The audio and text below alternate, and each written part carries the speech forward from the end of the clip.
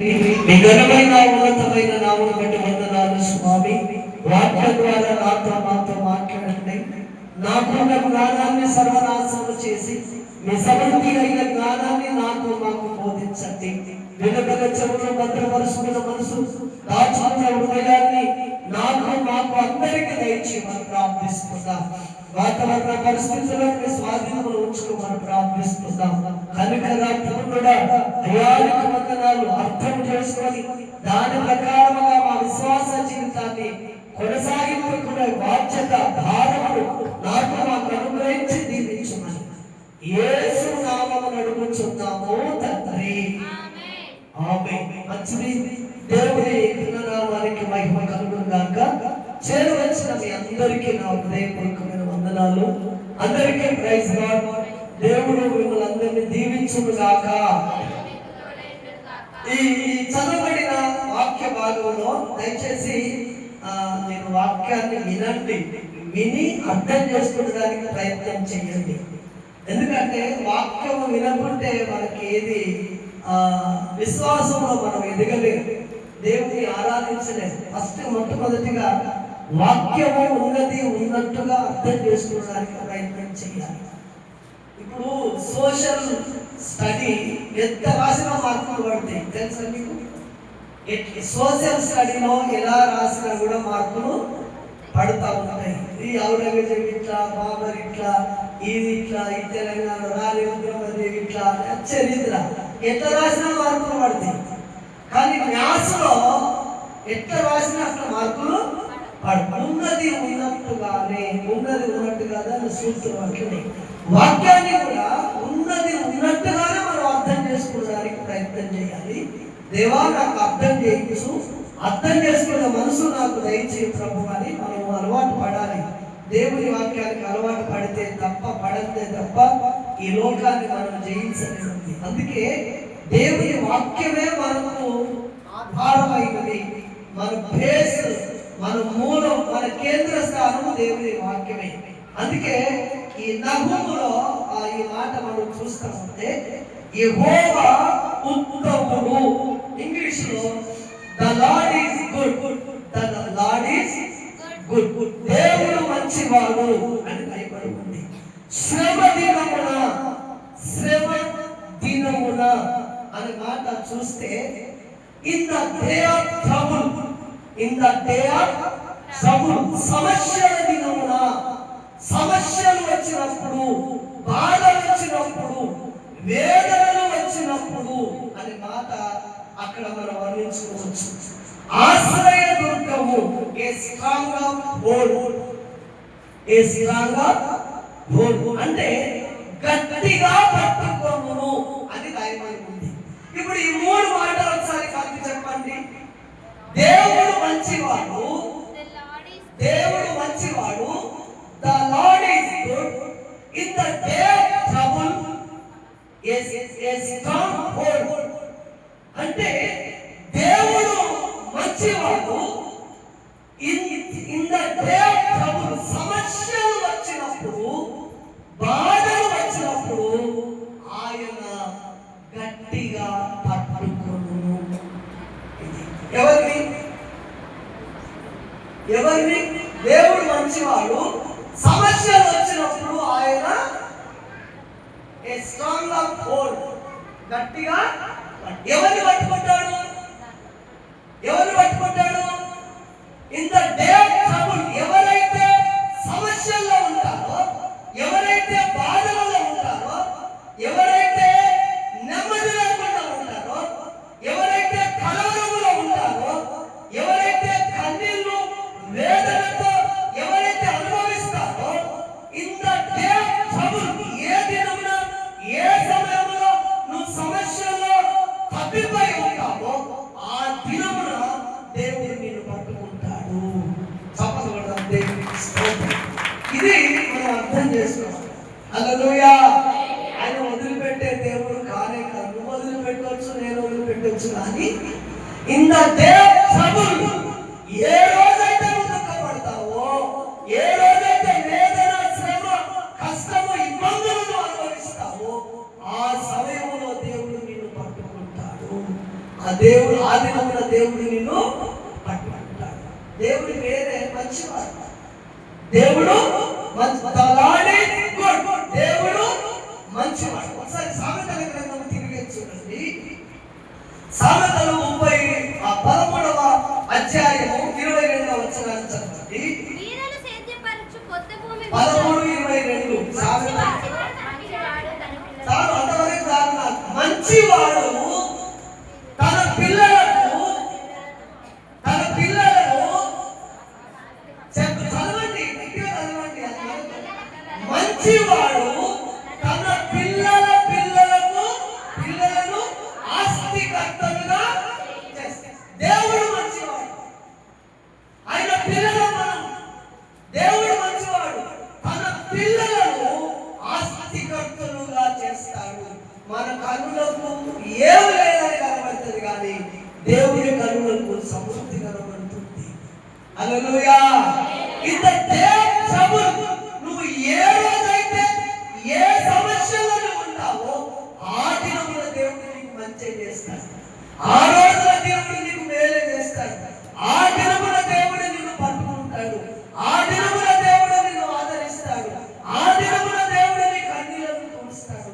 నేను ఒంటరిగా వదిలిపెట్టే దేవుడు కాదు. యెహోవా శ్రమ దినమున ఆయన నిన్ను గట్టిగా పట్టుకుంటాడు. ఆయన వదిలిపెట్టే దేవుడు కాదు. అవి ఆర్థిక ఇబ్బందులైనా, కొంతమందికి ట్రబుల్స్. ఏ ట్రబుల్ ఉన్నాయో నీకు? ఏ ట్రబుల్ ఉంది? ట్రబుల్స్ అంటే ఒక్కొక్కరికి కొంతమందికి అనారోగ్యమైన సమస్యలు ఉంటాయి, కొంతమందికి ఆర్థిక సమస్యలు ఉంటాయి. ఆర్థికంగా కొంతమంది బాధపడతారు, అనారోగ్యంతో కొంతమంది బాధపడతారు, ఆత్మీయంగా కొంతమంది బాధపడతారు. ఎనీ ట్రబుల్, ఏ సమస్య అయినా దేవుడు నిన్ను గట్టిగా పట్టుకుంటాడు. దేవుడు నిన్ను గట్టిగా అలాంటి విశ్వాస జీవితం మనం కలిగి ఉండాలి. హల్లెలూయా. ఎంతమందికి అర్థమైంది? చెప్పండి, ఈ 3 విషయాలు కలిసి చెప్పండి.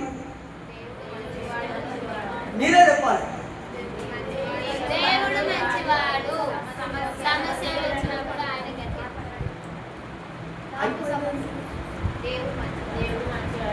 గట్టిగా చెప్పండి ధైర్యంగా.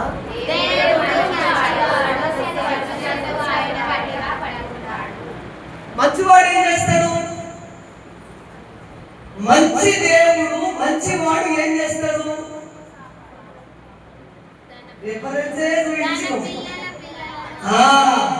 మంచివాడు తన పిల్లలను ఆస్తికర్తలుగా. ఇది నమ్ముతున్నారా లేదా? ఈ మాట నమ్మితే దేవుని మహిమను చూస్తాం, అంతే, వేరే ఆప్షన్ లేదండి. ఎప్పుడైతే యేసు ప్రభువును నమ్ముకున్నామో, ఎప్పుడైతే మనం దేవుని నమ్ముకున్నామో, ఎప్పుడైతే నీటి మూలముగా మనం బాప్తిసం తీసుకున్నామో, అప్పటి నుండి మన జీవితం మనం కాదు, ఈ జీవితం దేవునికి సంబంధించింది. అందుకే పౌలు అంటాడు, జీవించువాడను నేను కాదు, నాలో క్రీస్తు. సమస్యలు ఎప్పుడు వస్తాయంటే, నేనుగా జీవించినప్పుడు, నేనుగా బ్రతికినప్పుడు, నేనుగా ఆలోచించినప్పుడే నాకు సమస్యలు వస్తాయి, నాకు బాధలు వస్తాయి, నాకు ఇబ్బందులు వస్తాయి, నాకు భయం అవుతుంది, నాకు ఆందోళన కలుగుతుంది. కానీ నేను దేవుడి వాడమైనప్పుడు ఇవన్నీ ఏది నా మీద పని. ఎందుకు? నేను ఆరాధించే దేవుడు గొప్పవాడు, నేను సేవించే దేవుడు మంచివాడు. The Lord is good. ఆయన మంచివాడు, తన పిల్లలకు మంచి చేస్తాడు తప్ప ఆయన కీడు చేసే దేవుడు. నేను స్వయంగా చూసిన ఒక సంఘటన. హల్లెలూయా చెప్తాం. హల్లెలూయా. నేను స్వయంగా చూసిన ఒక సంఘటన. దాదాపుగా నేను 5th క్లాస్లో జనగాంలో చదువుతున్నప్పుడు జరిగిన సంఘటన. ప్రతి మంగళవారం ఇక్కడికి వచ్చేది. నేను జనగాంలో చదువుతున్నప్పుడు 6th క్లాస్లో జాయిన్ అయినా. ప్రతి మంగళవారం ఇక్కడ వచ్చి ఆ పత్తా చేసి మళ్ళీ బస్సుకు వెళ్ళేది. ఒక ముసలామే అన్నపల్లిలో ఎక్కింది, బస్సు ఎక్కింది. బస్సులో దాదాపు ఒక 50 మంది ఉన్నాం. అందరూ 50 మంది ఉన్నాం. మాతో పాటు ముసలామే ఎక్కింది. రఘునాథపల్లి దాటిన తర్వాత బ్రిడ్జ్ వస్తుంది, తెలుసా మీకు? బ్రిడ్జ్ వస్తుంది, కిందికి ఏమవుతుంది? ట్రైన్ పోతుంది పైకి వెళ్ళి ఇప్పుడు కూడా అక్కడ పోతుంది. అయితే ఆ ముసలమ్మ ఎవరు ముసలమ్మ మాకు తెలియదు, కానీ మేము బస్సు ఎక్కిన తర్వాత ఆ బ్రిడ్జి దగ్గరికి బస్సు పోతుంది, అక్కడ ట్రైన్ వస్తా ట్రైన్ వస్తా. ఈ ముసలమ్మ ట్రైన్ చూసి డ్రైవర్ అంటుంది, కళ్ళు కనబడతలేవురా, ట్రైన్ వస్తాడు మోనిస్తాను, కళ్ళు కనబడతలేవురా అని మొత్తుకుంటారు. అయ్యో అయ్యో అయ్యో నా పని అయిపోయింది, మా పని అయిపోయింది. ఒక 50 మందిని ఉన్నాము. ఈ ముసలామకు ఆందోళన కలిగింది. ఎందుకు? ట్రైన్ వచ్చి బస్సుకు గుద్దుకుంది. అక్కడ పిచ్చున్న సంగతి చూసింది. అంటే నీవుగా ఆలోచిస్తే, నీవుగా తలస్తే ఈ ట్రబుల్స్ నువ్వు కనులారా చూస్తావు. కానీ నువ్వు దేవుడు నాకు కలిగి ఉన్నాడంటే నా దేవుడు నాకు మంచి చేస్తా. ఇన్ ద డే ట్రబుల్, ఏ బాధ ఏ సమస్య వచ్చినా నా దేవుడు నన్ను గట్టిగా పట్టుకుంటాడు. ఎంతమంది నమ్ముతున్నారు? ఇప్పటికైనా బస్సులో కూర్చొని ముసలాం లెక్క అవుతారా? ఎంతమంది అవుతారు బస్సులో కూర్చొని అయ్యో అయ్యా మొత్తుకుంటారు? ఎవరైనా మొత్తుకుంటారు. ఎందుకంటే దేవుడు మనకు ఒక సెక్యూరిటీ ఉంచాడు.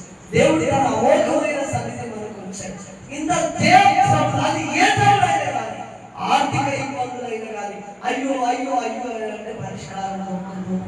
అనారోగ్య సమస్యలైనా అయ్యో నాకు అనారోగ్యం వచ్చిందంటే దానికి పరిష్కారం దొరకదు. ఆత్మీయత అయినా ఏదైనా, ఏ ట్రబులైనా, ఏ సమస్య అయినా ఆ సమస్యలో నిన్ను నన్ను పట్టుకునే దేవుడు మనకున్నాడు. చెప్పబడ్డాం. ఆయన వదిలిపెట్టే దేవుడు. ఎన్ని సమస్యలు మన జీవితంలో రాని ఆయన వదిలిపెట్టే దేవుడు. ఆర్థిక సమస్యలు మనుషులకు వస్తాయా, దయ్యాలకు వస్తాయా? అపవాదికి ఏదైనా ఉండదు. అపవాదికి ఉండడానికి ఒక్కటే, దేవుని బిడ్డలను ఎట్లా నష్టం పెట్టాలి, ఎట్లా ఇబ్బంది పెట్టాలి అని చూస్తుంది.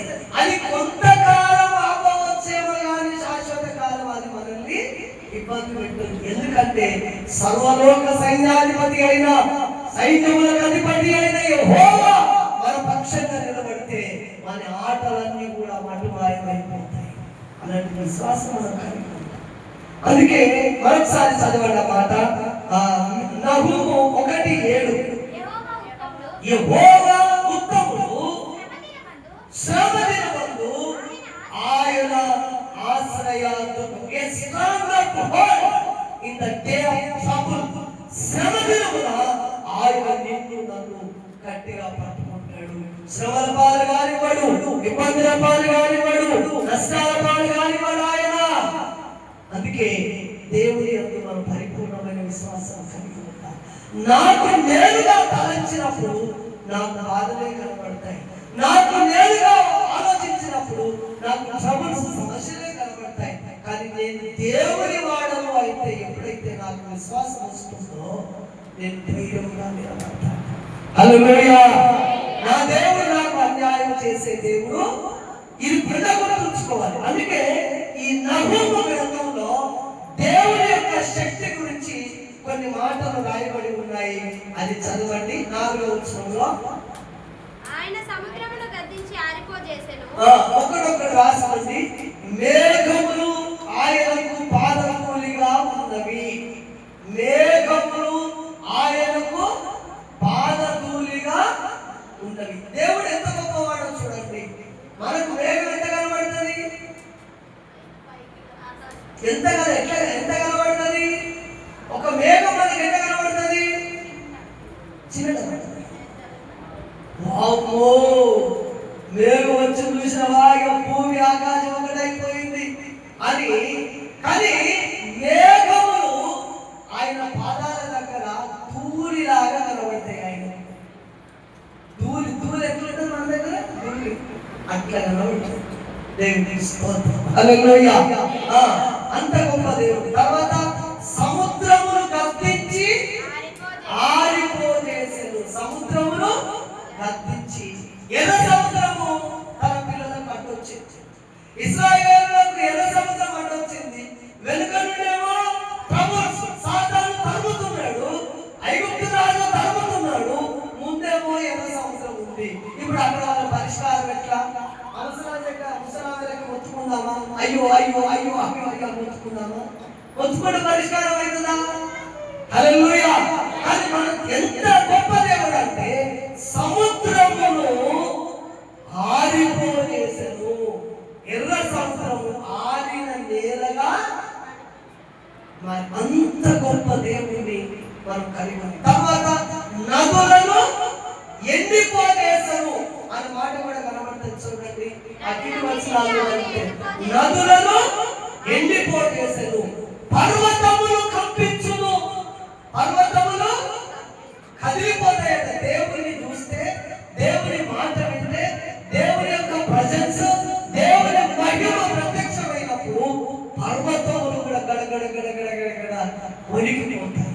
తర్వాత నెక్స్ట్ కొండలు కరిగిపోతాయి. ఏం కరిగిపోతాయి? కొండలు మైనం వలె కరిగిపోతాయి. కొండలు ఆయన యొక్క సన్నిధానంలో కొండలు మైనం వలె కరిగిస్తావా? నీకు కొండలాంటి సమస్యలు ఉండొచ్చు, ఇట్లా ఎప్పుడో పోవచ్చు వర్తమానం కూడా. నీకు కొండలాంటి సమస్యలు ఉండొచ్చు, సముద్రం లాంటి బాధలు ఉండొచ్చు, ఇట్లా ఎప్పుడో పోవచ్చు. హల్లెలూయా. కానీ ఆయన గొప్పతనాన్ని మనం చూస్తే, ఆయన స్ట్రాంగ్, ఆయన ఎంత బలమైన వాడో మనం ఆలోచన చేస్తే కొండలు సైతము కరిగిపోతాయి. భూమి కంపించును. భూమి కదలాడిపోతుంది. తర్వాత కొండలు బ్రద్దలగును. అది నైతే కొండలు బ్రద్దలగును. అంత గొప్పది యెహోవా ఉత్తముడు. ఆయన మంచివాడు. ఆయన ఎంత గొప్పవాడు అంటే, ఎంత బలమైన దేవుడు అంటే, సముద్రమును గద్దించి, నదులను ఎండిపోజేసి, పర్వతములను కంపించి, కొండలను కరిగించి, భూమిని కదిలించి, కొండలను బ్రద్దలు చేసే అంత గొప్ప దేవుడు మనకు ఉండగా భయం ఎందుకు? ఇన్ ద డే ట్రబుల్, సమస్యలు వచ్చినప్పుడు భయం ఎందుకు? బాధలు వచ్చినప్పుడు భయం ఎందుకు అనేది ఈ నవ్వు ప్రశ్నిస్తుంది. మీరు ఆయనను చెయ్యలేదా, ఆయనను అడగలేదా, ఆయనను ప్రశ్నించలేదా అనే ప్రశ్నలు ఇక్కడ కనబడుతూ ఉంటాయి. దేవునికి స్తోత్రం. హల్లెలూయా, హల్లెలూయా. ఇంకొక మాట కూడా ఉంటుంది, 10వ వచనంలో చదవండి. ముళ్ళ కంపల వలె శత్రువులు కూడినను. ఏ కంపలన్న వాళ్ళు శత్రువులు? నీ చుట్టూ, నీ జీవితం చుట్టూ ముళ్ళ కంపల శత్రువులు కూడినా అనుకోవచ్చు. ముళ్ళ కంప మీద బట్టలు ఎండేస్తే ఎట్లుంటది? ఎండేసింది.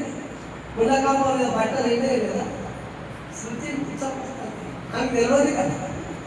ఎంతమంది ఎండేసిలు? తడికల మీద ముళ్ళ కంపల మీద ఎండేసిన రోజు సౌడులో బట్టలు ఉతికి, సౌడు తెలుసు కదా ఇక్కడ, సౌడులో బట్టలు ఉతికి, రేఖమ్మ మీద బట్టలు, చీరలు, దోతులు ఎండేసిన రోజులు గుర్తురావా? అది తీయాలంటే ఎంతో గగనం, అన్నిట్లో గుచ్చుకుంటాయి ముళ్ళకంప అంతా. అట్లా ముళ్ళకంప లాంటి శత్రువులు గుచ్చుకునేవారు, నిన్ను గుచ్చేవారు, నీ మనసును, నీ జీవితాన్ని, నీ ఆలోచనలు, లేక నీ బ్రతుకులు గాయపరిచే ముళ్ళకంప లాంటి శత్రువులు నీ చుట్టూ ఉన్నాము.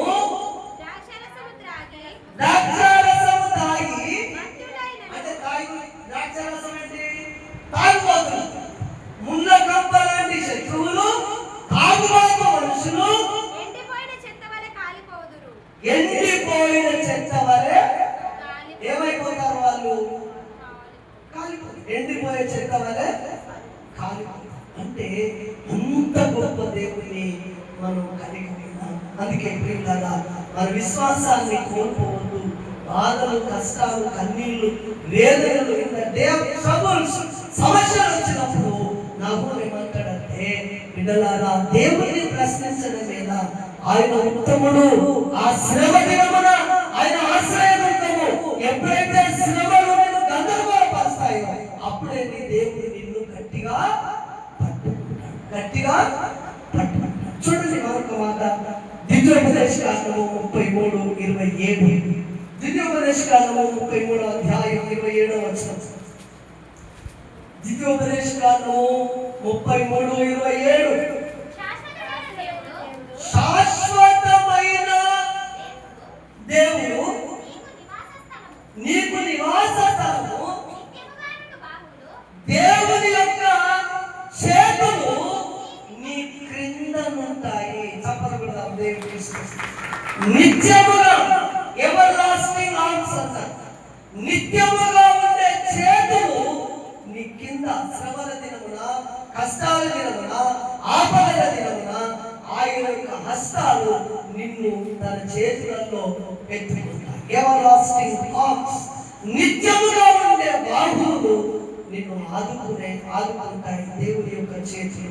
మరొకసారి ఆ కీర్తన 5వ కీర్తన 11వ వచనాన్ని చదవండి. నిన్ను ఆశ్రయించు వారందరూ